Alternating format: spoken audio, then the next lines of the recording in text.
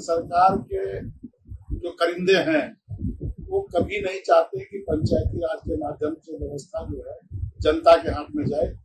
जैसा कि अगर मान लीजिए एक बार आपको जनता ने चुन लिया, अगर फिर से अगर जनता अगर आपको मौका दे और आपको फिर से सरकार में आपको बनाया जाए विधानसभा में, तो आप जनता के लिए क्या करेंगे? आप किसी भी क्षेत्र को अगर उठाया जाए जहाँ भ्रष्टाचार चरम पर है, प्रशासन में जनता के प्रति जिम्मेवार कार्यपालिका कहीं भी जिम्मेवारी से अपनी भूमिका में नहीं।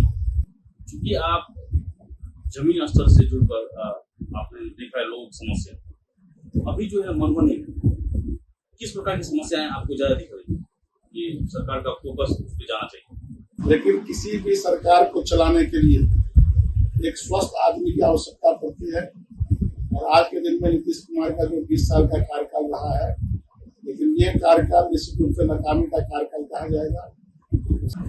राज्य सरकार जितनी भी योजना बनाती है बिहार के विकास के, और फंड का इंतजाम केंद्र सरकार और राज्य सरकार के सहयोग से होता है, जनता के पैसा से हो रहा है। नमस्कार, स्वागत है आपका सुदर्शन बिहार में। मैं हूं मृत्युंजय कुमार और आज हम एक ऐसे व्यक्ति के सामने बैठे हुए हैं जिनका पहचान जो है राजनीतिक सेवा के लिए कम होता है और सामाजिक सेवा के लिए ज्यादा होता है। आज हमारे पीछे बिहार के पूर्व एमएलसी श्री सुमन कुमार महासेठ जी, आपका स्वागत है। धन्यवाद। आप पूर्व में बिहार के एमएलसी रहे, तो आप वो जब एमएलसी बने उस समय क्या क्या परेशानी थी और किन किन परेशानियों का हल कर चुके हैं? देखिए, जब हम एमएलसी बने तो निश्चित रूप से वोट से बने थे, और वोट ऐसे लोगों का था जो समाज के जागरूक लोग, समाज के जो मुखिया हैं, पंचायत समिति जिला पार्षद कहा जाए तो एमएलए एमपी, उनके भी वोट से हमने ये चुनाव जीता। तो हम ये अनुभव किए कि पंचायती राज का जो सपना महात्मा गांधी देखे थे, उस पंचायती राज को साकार करने के लिए जो व्यवस्था बनाई गई, कहीं ना कहीं उस व्यवस्था में सरकार उस व्यवस्था को नहीं ढाल पाई, जिसके कारण समाज पंचायती राज के माध्यम से जो विकास होना चाहिए वो नहीं हो पाया। इसलिए हम लोग लगातार पिछले 6 वर्ष तक लगातार सदन में इस बात को रखे पंचायती राज को स्वतंत्र इकाई माना जाए और उसका जो है इस ढंग से व्यवस्था किया जाए तो सामाजिक व्यवस्था कई कानून भी बनी कि बिना 10% या कम से कम 50, जहाँ की आबादी 500 से कम है वहाँ 50 लोग रहे कम से कम आम सभा में, और नहीं तो 10%। इस आधार पर सामाजिक व्यवस्था बनी। लेकिन सरकार के जो करिंदे हैं वो कभी नहीं चाहते कि पंचायती राज के माध्यम से व्यवस्था जो है जनता के हाथ में जाए या पंचायत प्रतिनिधि के हाथ में जाए, और इसके लिए हम लगातार संघर्ष भी किए।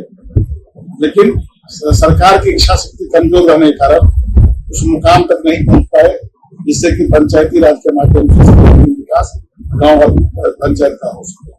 क्योंकि आप जमीन स्तर से जुड़कर आपने देखा है लोग समस्या, तो अभी जो है मधुबनी में किस प्रकार की समस्याएं आपको ज्यादा दिख रही है कि सरकार का फोकस उस पर जाना चाहिए? देखिए, राज्य सरकार के कथनी और करनी में बहुत अंतर है। राज्य सरकार जितनी भी योजना बनाती है बिहार के विकास के, फंड का इंतजाम केंद्र सरकार और राज्य सरकार के सहयोग से होता है, जनता के पैसा से हो रहा है। लेकिन धरातल पर सच्चाई यही है कि आज जमीन पर धरातल पर 40% भी काम नहीं हो पा रहा है, और जो भी काम हो रहा है जनता के सुविधा के लिए उसमें लूट खसोट की व्यवस्था है। हम लोग कई बार जनप्रतिनिधि होने के नाते जिला बैठक में या प्रदेश के बैठक में जो आर्थिक ढांचा निर्माण हो रहा है या जो भी विकास के लिए निर्माण का कार्य हो रहा है, उस निर्माण कार्य में भ्रष्टाचार को इंगित किए कि कोई भी विकास का काम का पूरी प्राइवेट मकान जब बनता है तो 100 साल तक रहता है, लेकिन सरकारी काम जो अंग्रेज के जमाना में भी मकान बना हुआ है आज भी जीवंत दिखाई देता है। आजादी के 80 साल के बाद लेकिन जो राज्य सरकार के अधीन ये काम हुआ है विकास का स्ट्रक्चर का, वो जर्जर अवस्था में 10 साल में ही दिखाई देता है। या जो भी नवनिर्माण का काम होता है वो जर्जर अवस्था में पहुंचती है। इसका कहीं ना कहीं प्रशासन और सरकार, कार्यपालिका और विधायिका के बीच में कहीं ना कहीं बहुत बड़ा गैप है, जिसके कारण विधायिका की शक्ति को कार्यपालिका में समाहित कर दिया गया है। उसके कारण विधायिका अपने आप को कमजोर महसूस करती है और विधायिका के कमजोर होने के कारण लूट खसोट जो है सरेआम हो रही है, जिसको कोई देखने वाला नहीं। जनता सरकार तो आती है जाती है, लेकिन फिर भी देख रहे हैं कि जनता का विश्वास जो है सरकार के प्रति नहीं बन पा रहा है। जैसा कि आप देखिए, सरकार ने अभी ये बोला है कि 4 लाख 5 लाख नौकरियां दी है, फिर भी कहीं ना कहीं लोगों में एक तरीके के लोगों में असंतुष्टि है।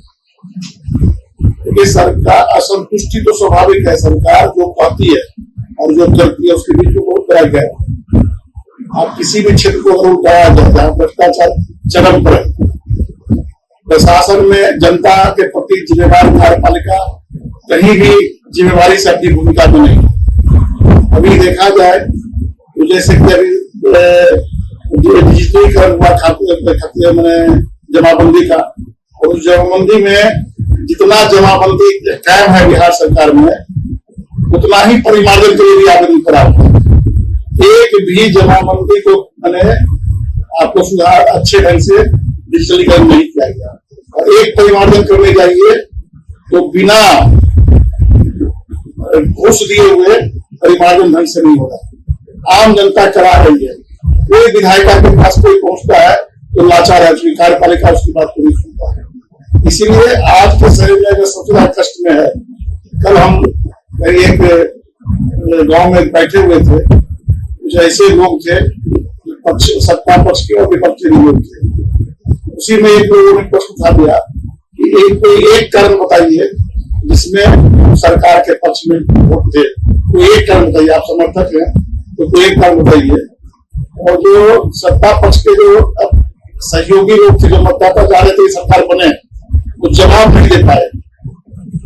और विपक्ष के लोगों ने भ्रष्टाचार पर, सरकार के नाकामी पर कई शब्द ऐसे बोल दिए जिससे लगता है कि सरकार बाहर से देखने में तो लग रहा है कि हम नौकरी तो दे रहे हैं, लेकिन कहीं ना कहीं आम जनता ठगा हुआ महसूस कर रहा है।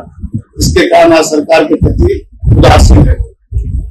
नीतीश कुमार जी के बारे में बताया जा रहा है कि वो अभी मानसिक सही नहीं, तो क्या ऐसे में लग रहा है कि आगे जो कमान है वो नीतीश कुमार को ही मिलेगा सरकारों के?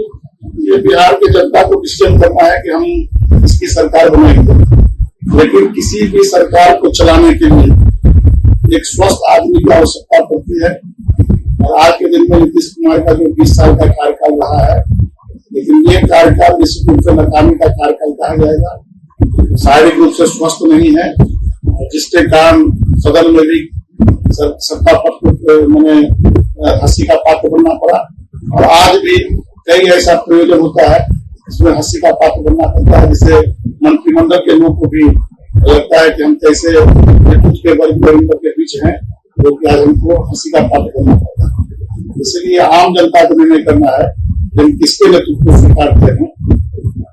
नीतीश सरकार ने अभी योजना में वृद्धा पेंशन को 400 से 1100 कर दिया, तो कहीं ना कहीं यह तो सर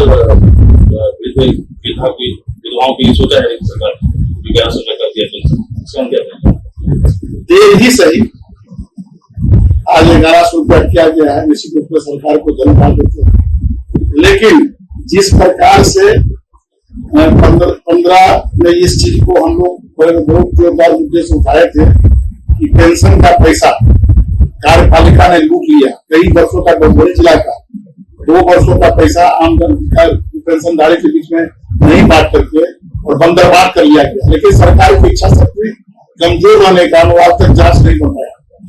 और आज प्रत्येक हर एक राज्य में कहीं 1500 है, कहीं 2500 है, और बिहार की जो आर्थिक स्थिति है हमेशा अकाल और बाढ़ से झेलना पड़ता है। तो सरकार 1100 रुपया देकर निश्चित रूप से काम को अच्छा की है, लेकिन कम से कम 2500 रुपया करना चाहिए बिहार के जनता की गरीबी को देखते हुए। और निश्चित रूप से जो अभी नई व्यवस्था बनी है और हर एक जनता के पास पेंशनधारी के पास पैसा सही समय पर पहुंचे, ये अपेक्षा है। क्या लगता है अगर इंडिया गठबंधन की सरकार अगर बनती है तो जिस तरह से नीतीश कुमार पिछले कुछ वर्षों में नौकरियां दी, क्या नौकरी इसी प्रकार से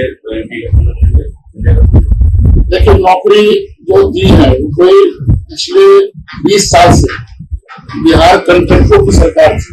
जितने भी एम्प्लॉय थे सब रिटायरमेंट कर गए थे। जो रोजगार जिनको दिया गया था सरकारी काम के लिए सब लोग रोजगार पर थे, आउटसोर्सिंग के माध्यम पर सरकार उसको रखी हुई थी और सरकार आज उसी का नवीनीकरण कर रही है और बहुत दिन से वैकेंट पड़ा हुआ था। तो इस वैकेंट को अगर भरने का काम आज सरकार की है, बाकी भी वैकेंट करने का काम करे सरकार, और नहीं तो नई सरकार के मुखिया जो आएंगे उनके ऊपर भी जिम्मेवारी बढ़ जाती है कि जो खाली जगह है उसको भरा जाए। क्योंकि बिना कार्यपालिका का तो बिहार का विकास नहीं होता है। सबसे बड़ी आबादी वाली राज्य है, आबादी के राज्य से जो कर्मचारी का अभी तक जो पोस्टिंग है उसका अगर 25% 30% भी खाली है तो विकास की धारा में अवरुद्ध होगा। जो भी जगह खाली है उसको निश्चित रूप से भरना चाहिए। अगर ये सरकार नहीं भर पाती है तो आने वाली सरकार भी भरेगी। जैसा कि मान लीजिए एक बार आपको जनता ने चुन लिया, अगर फिर से अगर जनता अगर आपको मौका दे और आपको फिर से सरकार में आपको बनाया जाए विधानसभा में, तो आप जनता के लिए क्या करेंगे? देखिए, जनता के लिए जब तक सरकार जनता के बारे में नहीं सोचती है, एक जनप्रतिनिधि का काम होता है कि जनता की समस्या को सदन में उठाना और सदन में अपनी बात को अच्छे तरीके से रख करके जनता के हित में सरकार को फैसला लेने के लिए मजबूर करना। तो हम लोग लगातार प्रयास किए सदन में, और यहाँ चूंकि आम जनता से जुड़ी हुई कई भ्रष्टाचार सबसे बड़ा मुद्दा है, इंफ्रास्ट्रक्चर का में धांधली ये बहुत बड़ा मुद्दा है। उसके बाद आपका जो ये रोड रॉबरी है या छीना झपटी है, अतिक्रमण है, ये सब भी बहुत बड़ा मुद्दा जिसे जनता आज सैकड़ों जनता प्रत्येक महीना में जान जोखिम में डालना पड़ता है अतिक्रमण के कारण। जहां तहां बस का खराब होने का भी ये स्थिति है। तो सरकार को हर एक जगह पर ध्यान दिलाना, उसके लिए कैसे सरकार इसको माने और कैसे इम्प्लीमेंट करे, इसके लिए प्रयास करे। रही बात कि विकास एक अविरत धारा है जिसको कोई भी सरकार चाह कर भी नहीं हो सकती है, क्योंकि जनता को अगर विकास नहीं मिलता तो जनता बिट्रे करती है। बिट्रे जो होता है कभी कभी सरकार के विरुद्ध नहीं होता है, जो सरकार की मजबूरी है विकास की धारा करना। और जहां तक मधुबनी की बात है, निश्चित रूप से पिछला 10 साल नाकामी का साल रहा, उससे पूर्व के भी लोग कुछ नहीं कर पाए। एक यहाँ जीता जागता मैंने स्टेडियम था, उसका भी रख रखाव ढंग से सरकार नहीं रख पाई और टूटने के बाद आज तक नहीं बन पाया जिला हेडक्वार्टर में। ये निश्चित रूप से सरकार की भी नाकामी है और जो जनप्रतिनिधि है उनकी भी नाकामी है। जनप्रतिनिधि को सरकार अगर सत्ता में है, सरकार के सदन में है, तो कैसे इसको किया जा सकता है? आज सड़क की व्यवस्था बहुत खराब है। सरकार की नाकामी है कि पिछले 5 साल पहले जो अस्ट्राम नाला के लिए यहाँ पर शिलान्यास किया गया था, तो आज तक अधूरा ही पड़ा हुआ, जो इस शहर के लिए बहुत महत्वपूर्ण योजना थी, लेकिन आज भी स्थानीय जनप्रतिनिधि या सरकार की नजर नहीं जा रही है। दोनों लोग नाकाम है। निश्चित रूप से जनप्रतिनिधि को भी इस पर ध्यान देना चाहिए और सरकार भी, सरकार कहती है कि विकास में कोई कंप्रोमाइज नहीं करते हैं। बाकी ये योजना 2 साल के लिए बनी थी कंप्लीट करने के लिए, 5 साल में आज भी कंप्लीट नहीं हो पाई है। ये सरकार की भी नाकामी। आप सुन रहे थे जी को अच्छे से अपनी बातों को रखा। उन्होंने ये भी बताया कि अगर फिर से वो जनता इनको अपना चुनती है तो ये खुद के माध्यम से सरकार के तरफ सरकार को जनता के प्रति ध्यान आकर्षित करेंगे, उनके मुद्दों को, उनके जरूरतों को, उनकी परेशानियों को सरकार तक पहुंचाएंगे और जितना हो सके ज्यादा से ज्यादा वो सब करेंगे। और हम लोगों की तरफ से भी आपको सब शुभकामनाएं है। तो आगामी विधानसभा में आपकी विजय।